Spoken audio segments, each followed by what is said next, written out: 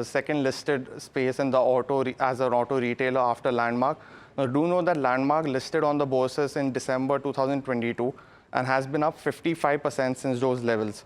Now, if we just look at what kind of brands do these automakers offer, now for Landmark specifically, it works in the premium to luxury space, where it works with brands like Mercedes, Jeep, Volkswagen, while for popular vehicles, they operate in the mass to premium space, which where they cover brands like Maruti, Honda, and also have a couple of showrooms for JLR, but that is at a very lower base. Now, moving on, they also work with someone like Tata Motors and Daimler in the commercial vehicle space. And going forward, we'll see the other aspects they work in. Now, out of the two, which one should you work for? Now, specifically, the luxury penetration in India for passenger vehicle is very low, at just 1% of all passenger vehicles sold in the country. So for the last calendar year of 2023, there was roughly just 47,000 vehicles sold out of the 40 lakh vehicles sold in the four-wheeler space.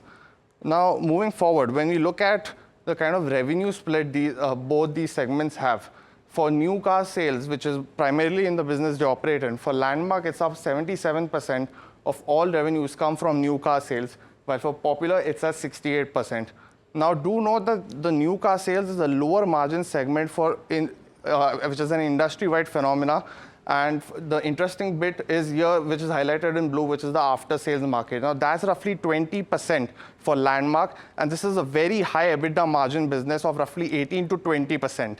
And for Popular as well, we see that segment of after-sales is little lower compared to Landmark. And as you can see, while for new is just 2.4% EBITDA margins, this was affected in Q1 due to lower launches. We see that after-sales is high for Landmark at 18% EBITDA margins.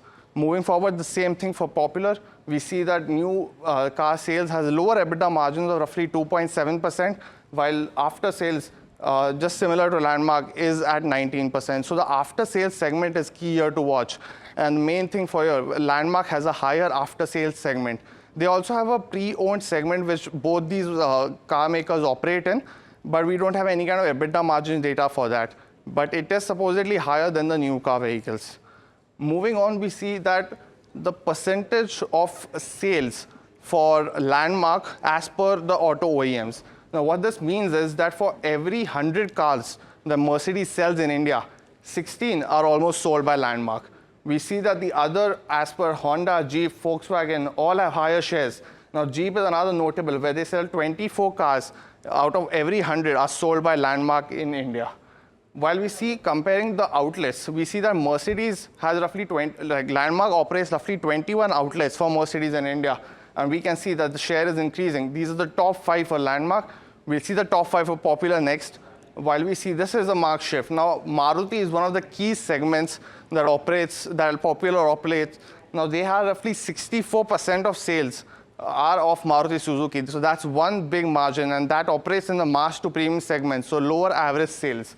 For Honda and going forward, Tata Motors CV is one of the key, which is up at 13 outlets, while BharatBenz, which is the commercial vehicle of Daimler, is roughly at 8. Moving on now, roughly there are 117 outlets that Landmark has versus 130 of Popular. So neck and neck, both are quite similar.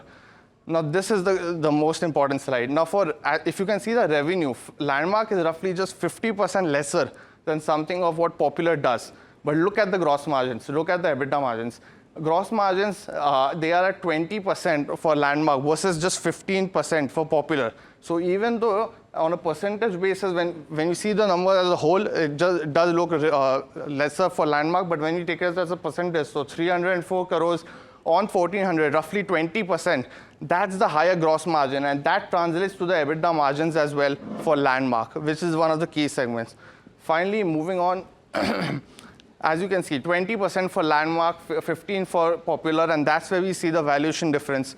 And at the end, as per an ICICI Securities report, Landmark currently trades at roughly 39 times its current price to earnings, while Popular, which we have just taken numbers from, is DRHP, is at 22 times. Interestingly enough, 2 years forward, FY26, Landmark trades at 22 times. So that's where the valuation differential is.